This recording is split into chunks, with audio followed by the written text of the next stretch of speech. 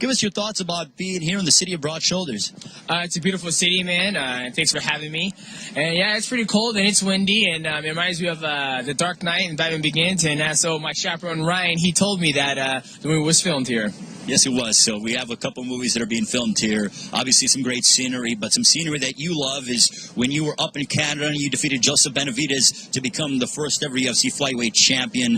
What did that mean for you? I meant the world, you know, to be such at a young age, 26 years old, to be able to capture the UFC gold and get one of my goals out of the way was fantastic. So I'm right on my career path, I guess you can say. Let's go back to when the decision was rendered. I mean, you have been in some close fights. You've won some fights decisively, but also they've gone to the scorecards. Does it kind of, you know, are you uneasy when it goes to the judges' scorecards and you hear the first, you know, announcement of the fighter going the other way and you know that it's a split decision?